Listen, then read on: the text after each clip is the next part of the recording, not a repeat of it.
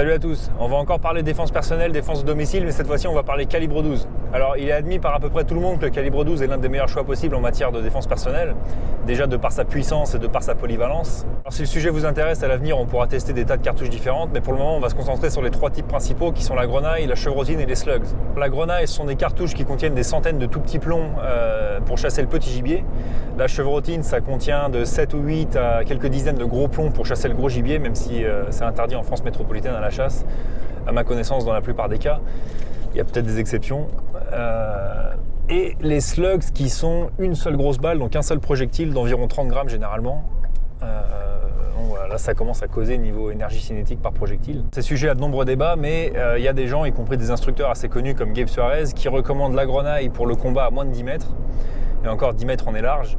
La chevrotine jusqu'à 50 mètres et au-delà de 50 mètres les slugs. Donc on va essayer de vérifier ce que ça vaut. Aujourd'hui on va surtout se concentrer sur la grenaille et la chevrotine, on gardera les slugs pour une prochaine fois. La question à laquelle on va essayer de répondre, c'est est-ce que la grenaille permet de conserver un pouvoir d'arrêt suffisant à des distances de défense de domicile, c'est-à-dire en gros de 3 à 7 mètres, tout en réduisant la surpénétration à travers les murs d'une maison. Alors pour ce faire, je vais comparer des plombs numéro 6 qui sont parmi les plus polyvalents, qui permettent de chasser du petit voire du moyen gibier, avec des plombs numéro 7,5 qui sont vraiment faits pour le petit gibier. Mais voilà, c'est la thèse par exemple que défend Gabe Suarez dans son livre Tactical Shotgun, à savoir que les petits plombs ont un pouvoir similaire aux plus gros. Donc je rappelle que plus le chiffre est élevé, plus la taille des plombs est petite. Bon, alors les gars, si on trouve rien dans le jardin, il n'y a qu'à les fouiller dans le bric-à-brac. Le premier qui s'aventure dans notre pompe, dans les costumes, je le tire comme un lapin. J'ai un coup de 7 à l'ouest, un coup de 5 à gauche, je vais faire un doublé de connard. Molly pas, Jean-Marie, t'as la loi pour toi. Bah je vais demander, t'as la loi pour le toi, Jean-Marie. Donc pouvoir d'arrêt similaire avec moindre pénétration. Pour la chevrotine, on va simplement tester ce qu'on appelle ici le double up buck, c'est-à-dire double zéro. Je crois que c'est l'équivalent de la 9 grains en France, donc 9 projectiles d'environ 8 mm, qui est la chevrotine la plus couramment utilisée dans les shotguns de défense. Alors l'autre avantage supposé de la grenaille, c'est la dispersion des plombs de manière conique, qui fait qu'on peut réussir à toucher sa cible tout en visant assez sommairement.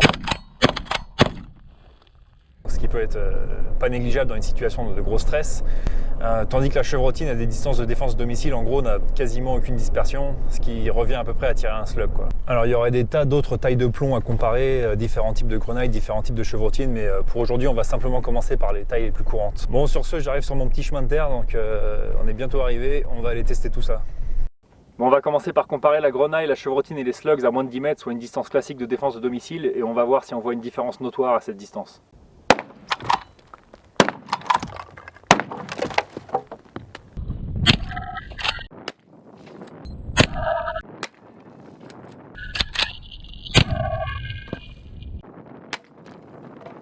Alors grenaille, chevrotine et slug.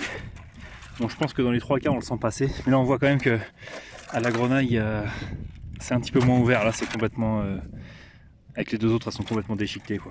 Ah, pour vous montrer à quel point la grenaille perd de sa puissance à mesure qu'on recule, on va comparer rien qu'à 5 mètres et 10 mètres.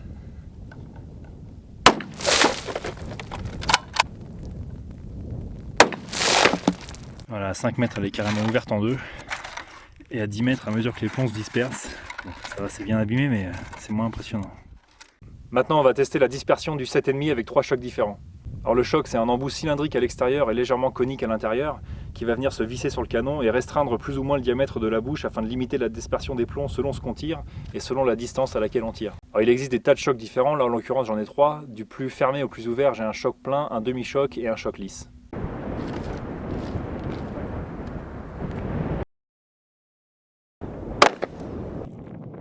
Là on a 13 cm de dispersion avec une grosse masse de plomb en plein centre qui à cette distance peut faire pas mal de dégâts. Là on a environ le double, on a un petit peu moins de 30 cm.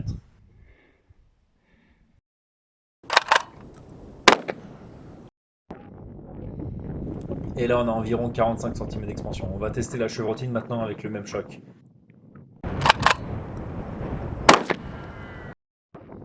Bon, là on a bien nos 9 impacts. Ce qui est intéressant, c'est qu'on a 3 groupes de 3 coups qui sont chacun espacés d'environ 10 cm. Alors on voit qu'à cette distance, déjà avec le demi-choc, on a une assez grande dispersion. Avec le choc lisse, elle est encore plus grande. Alors ça permet certes de toucher sa cible assez facilement, mais la dispersion a un coût puisque les plombs ont un très mauvais coefficient balistique. Et à cette distance, avec cette dispersion, on aura une assez mauvaise pénétration et bon, même si ça ne doit pas faire du bien de se les prendre, on aura plus tendance à énerver son agresseur qu'à le mettre hors d'état de nuire. On va illustrer ça avec un scénario pas particulièrement réaliste, à moins d'être vraiment dans un cas désespéré. Mais les gens posent parfois la question, est-ce qu'il est possible de toucher 2 cibles avec un seul tir au calibre 12 ? Bon, c'est évidemment faisable, surtout avec 2 cibles qui sont parfaitement côte à côte, même si c'est pas du tout intuitif de viser entre 2 cibles.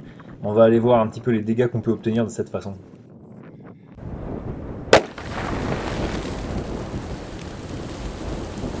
Bon, il y a une dizaine de petits trous dans chaque bouteille, mais c'est vraiment mineur, très peu de dégâts. Bon, il saigne encore, mais voilà, pour rappel, un tir en pleine cible à la grenaille, ça ressemble plutôt à ça.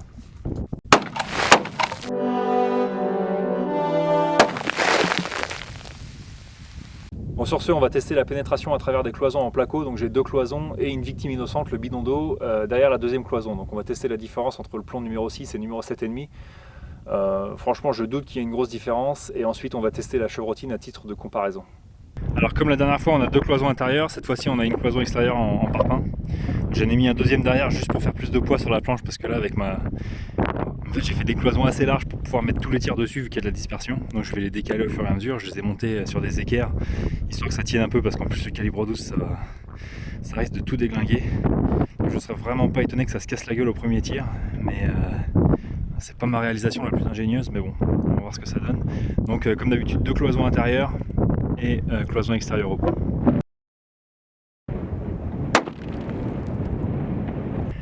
Voilà notre trou d'entrée.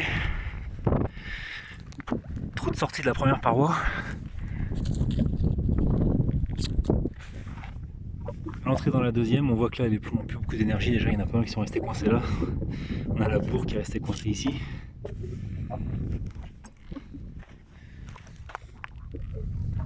Et zéro plomb qui sont passés de l'autre côté.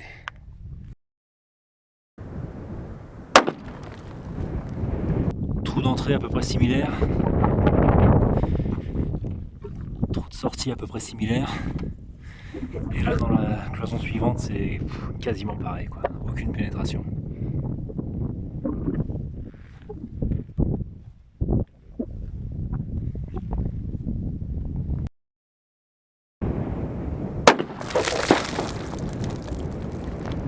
Trou d'entrée à la chevrotine.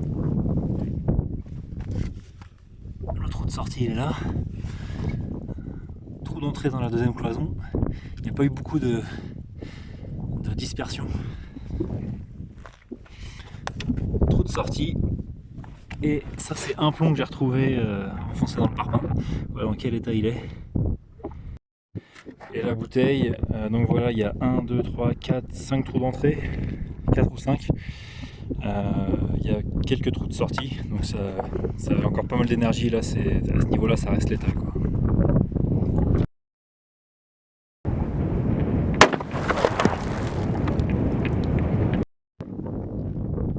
Alors le slug c'est le trou ici, entrée, sortie, entrée, sortie, entrée, sortie. Et là par contre il avait plus d'énergie quand il est arrivé au parpaing, il a tapé juste ici là. Donc comme on pouvait s'y attendre, il n'y a aucune différence de pénétration entre le 6 et le 7,5. Donc on va pas tester le 7,5 sur la mid-target, autant aller directement au plus gros puisque le problème de pénétration avec le 6 est réglé. Donc encore une fois on va comparer la grenaille et la chevrotine à une distance de 5 mètres sur la mid-target.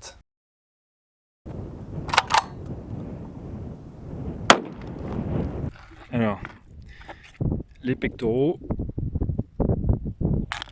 les côtes de porc, donc voilà notre trou d'entrée. Sur toute cette surface, les os sont complètement pulvérisés, ils sont en 1000 morceaux. Les poumons en pastèque, ils ont pris assez cher, la bourre à l'intérieur. Et il y a strictement 0 sur pénétration, on est resté dans la pastèque.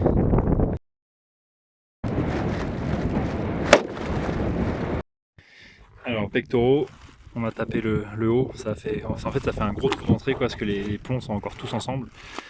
Les côtes, on dirait qu'il y a un petit peu moins de dégâts, mais pareil on a tout tapé le haut des côtes. Celles qui ont été tapées évidemment elles sont détruites. Voilà nos poumons, donc là on voit clairement par où sont passés les plombs. Et nos côtes à l'arrière qui sont pas mal perforées. j'ai retrouvé la bourre et les plombs dans les couvertures derrière, donc elles avaient plus énormément d'énergie. Et voilà, donc les taillis sont un petit peu de déformation, mais assez mineur, quoi. Bon, alors la conclusion, à 5 mètres, les dégâts causés par la grenaille sont vraiment énormes. Cela dit, à cette distance, la sous-pénétration est problématique, parce qu'on a réussi à bien détruire la cage thoracique, mais on n'est même pas arrivé jusqu'aux côtes à l'arrière. Donc après, tout dépend du but recherché. C'est sûr que ça calmerait plus d'un agresseur. Alors, il y a des témoignages de chirurgiens qui disent que les blessures les plus affreuses qu'ils ont vues de leur vie, c'était des coups de grenaille à courte distance.